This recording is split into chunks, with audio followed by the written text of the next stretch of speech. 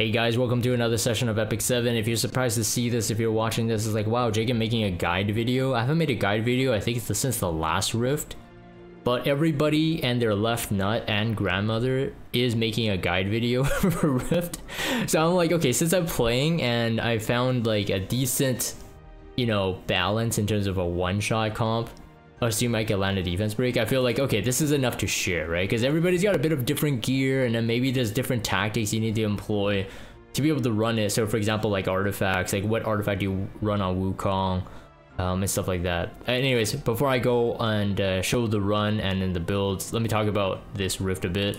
It's much simpler, I think, than the previous one. The mechanics involved, the RNG involved, it was much less brutal. I was able to do two-shot consistently almost every single time, even if I don't land defense break, all the way up to level 8. Level 8 with this fragment, this Rift fragment, with the warrior extending the debuff duration by 2 turns. This is the big key to one-shotting. So I think by level 8, you'll get consistent one-shots as long as, again, you land a defense break on that turn 1. So I'm using the defense breaker as my Bologna. I know some people don't have her, so you have other defense breakers. As long as you run the right speed tuning, I think you're good to go. Bologna is just really good just because of a lot of AoE. But otherwise, the first fragment, I would just probably run the one with 30% more damage if you do AoE. So obviously the mechanics for this is that do as much AoE as possible. It gives you the most advantage with the boss's own debuffs and buffs. Is it down here? Yeah. Here, it's like, it's very obvious that this entire thing relies on AoE. So anybody who has AoE and that is green is gonna do well. I'm running Bernard here. I'll talk about it in a bit. I was using Ray, which is the I guess the cheaper method. I'm gonna call it cheaper just because Ray has been out for longer, so the assumption is you have him built. But if you have a Bernard and you don't have Ray built, I would build Bernard. But we'll talk about it. I got lucky, I got him once, and then I don't have his imprints or anything, but he works really well. I like him a lot better. He's more consistent than Ray for sure. So anyways, I'm gonna do the run first. If we get RNG'd and don't defense break on turn 1, then I'm just gonna reset the run. I've done it before where if you don't get the defense break on turn 1, you cannot one-shot. I've got the boss up to like maybe 1.5, 2 bars of health without a defense break in the entire run. So I think by level 16, you should be able to one-shot no matter what, you get a defense break or not, but we're gonna run this. Please be careful. Forbidden spell. Destroy all. So again, speed tuning is going to be attack buff, defense break. Well, dispel first. Okay, he resisted. Okay, this is really annoying.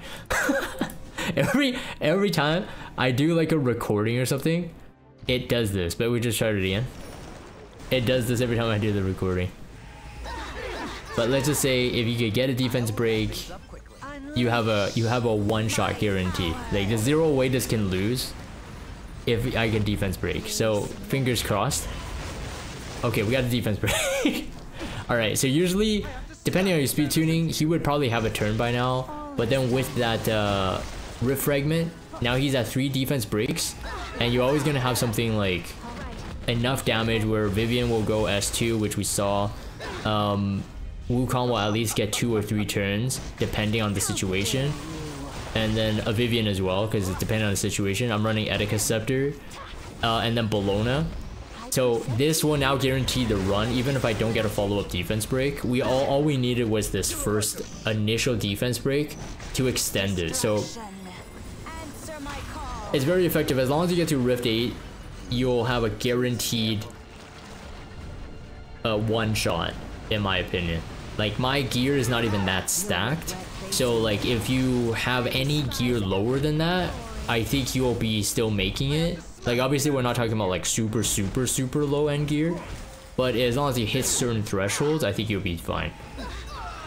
You'll notice I'm running Proof of Valor on my Wukong. I'll go into that theory craft during the builds, but in my opinion, it gives me more consistency and also more power output in terms of damage. Forbidden spell. Destroy all. But definitely at this point even, you can, let me know what you're running, what you think is most consistent. But So far, this has been my way of getting by the crushing blow without sacrificing too much damage on my Wukong. So we're one hit away, one AoE away, and he's pretty much dead. Yeah, he's dead here. So you get 2 ticks left. You see on the Rift counter, what is it called? The Rift counter force or whatever, your turn. I had 1 left. I've been at 0 before, and I've also killed him at 2 left.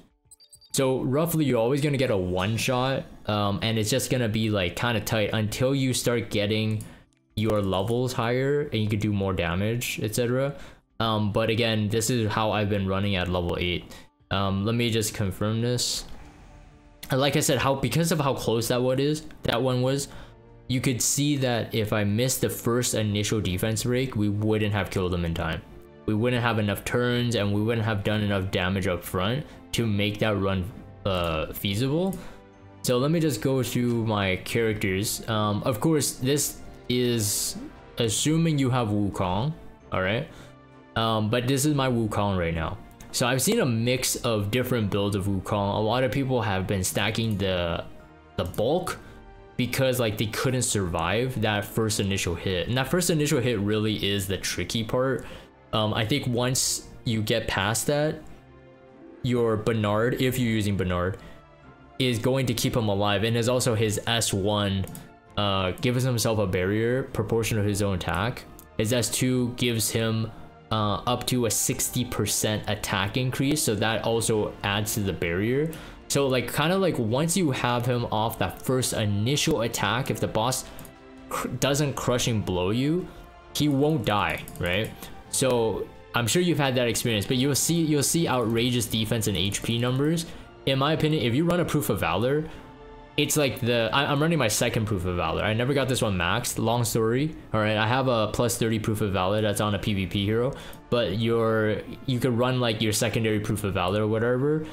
I don't know if there's any other mitigation artifact that is like it reduces damage from AoE and non-critical hit. I can't think of one right now. If you guys do, drop it in the comments down below. It might be useful for me too.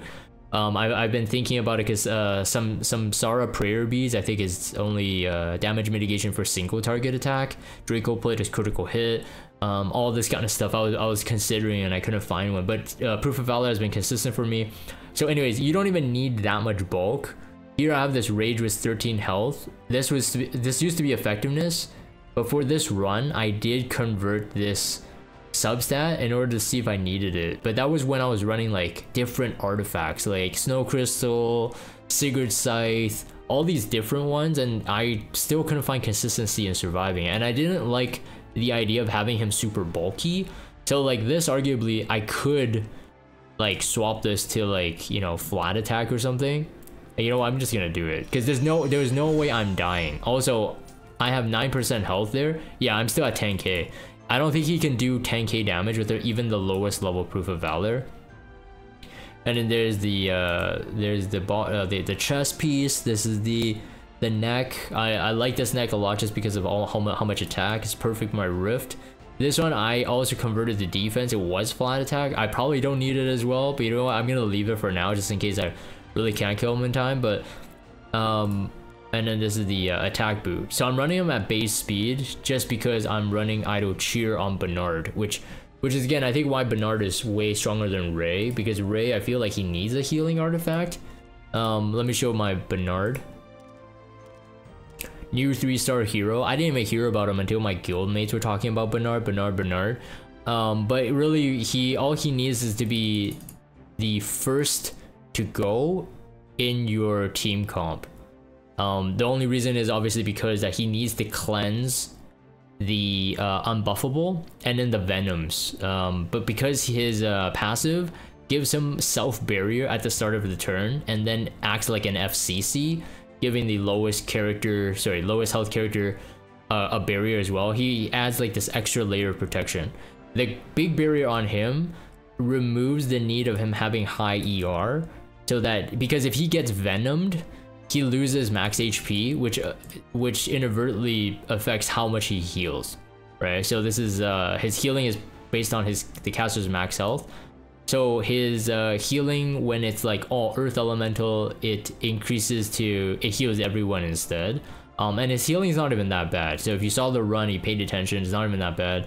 If I get imprint, obviously I'm going to self-imprint him, or I might even go attack, I'm not quite sure, because I do have 3 damage dealers on my team. All in all, it's really good.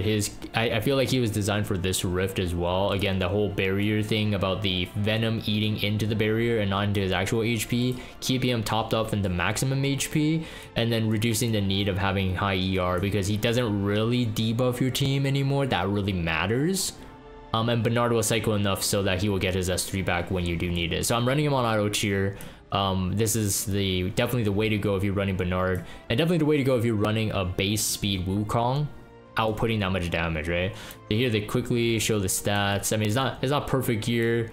He's using some secondary, like, you know, non-used gear. This is a bad ring, but he's a 3-star anyway, so whatever. Who screwed that 5% health, but 19 speed needed for my speed tuning, and then some boots. And I'll quickly show the Vivian. His Vivian I've been running for a while. You want the EE, you probably want the increased combat readiness for mana amplification, so she can S3 self-attack buff and then get a turn, hopefully before the boss goes. And then if you have Etika Scepter, what that will do is realistically give you almost an infinite amount of Thunder God's Cry, right? Depending, like if you go this and then you go this again and you Etika Scepter procs again, you can go this and then, you know. So it's really good. Keep away from it keeps the S1 from not being needed. But I've seen people use Kalodra as well for more damage. I've never actually ran the Kalodra tech, but I felt like the Etika Scepter to me was more beneficial. Just keep that attack buff, and then, I mean, her damage is not even that low, but again, keep in mind my Bernard speed, then hers, because I feel like she should go next for Bologna's S3. But yeah, so self-imprint is at 8.4, and then the last one, it will be Bologna. I mean, before this rift, my Bologna was at 5-star awakened, so I've never really used Bologna, but this is my Bologna at the moment. I'm happy with her. All you really need is the S2 and the S3 max, since again, it's just based on the AoE damage. S1 doesn't really matter, I suppose, but it just depends if you want to. Like, I don't think her damage proportional to the enemy's max health, I don't think that mechanic actually works on him. If it does, you could probably max this and it gives you a bit, but I think the battle's pretty much over. I think she does like 1 S1 and you're pretty much, you know, already killed the boss.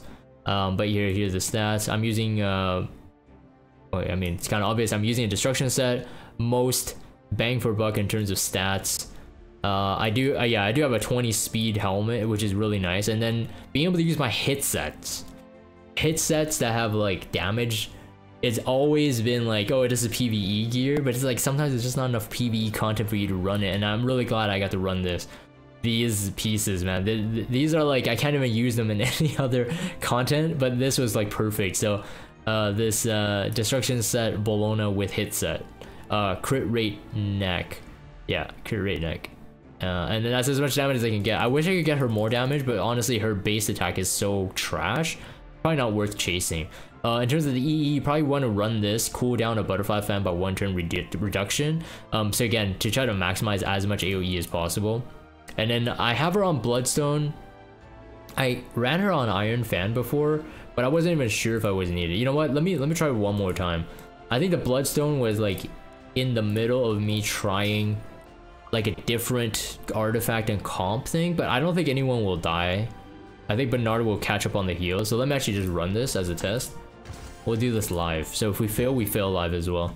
But I think I will yield if I don't get the defense break, just for the sake of, we're testing out Bloodstone, not whether or not. See, you see that Venom eating into the barrier, so he hardly lost any health. I think he lost like maybe like 1 or 2 HP or something.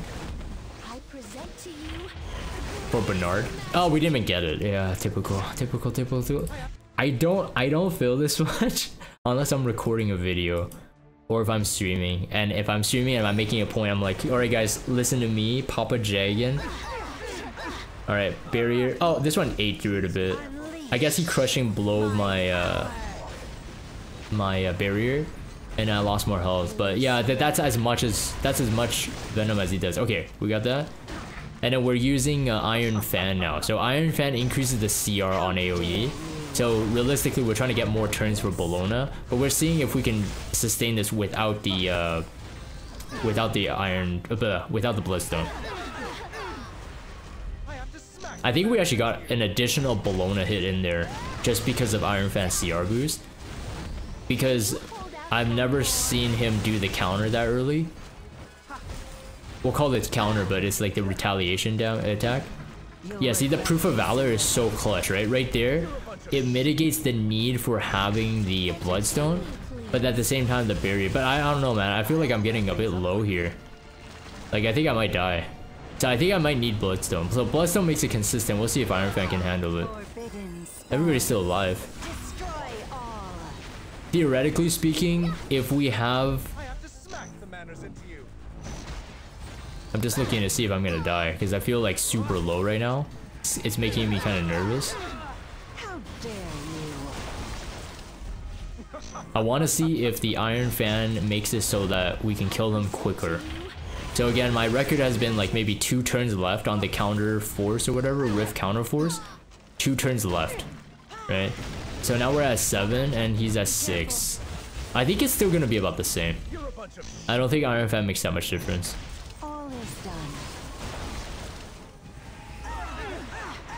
And I feel like I'm going to die soon. Yeah, so Bernard doing that heal on the Venom again. Hit cleanse. 2 turns. Okay, we still one shot him. Okay, so I personally don't feel that the Iron Fan did much to help that fight. I think if he did a couple crushing blows more, I think I would have died. So I would still say that Bologna run Bloodstone. That would be my suggestion. Like, we just did this live and I felt like it didn't add much difference, even getting the CR boost. And the thing is, it's because the boss gets 10% CR every single time your characters go. So by the time Bologna wraps around again, like theoretically, obviously this math is not accurate, but theoretically, roughly speaking, he get 40%, so therefore he get another turn.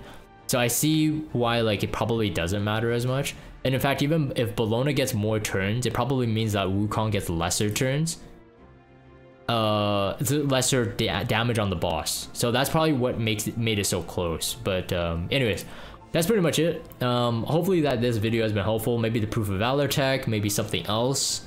Some combo that you haven't thought of. But anyways, you saw the stats, you saw the gear, you saw the strats going into this. Hopefully it has helped. I'm gonna stop this here.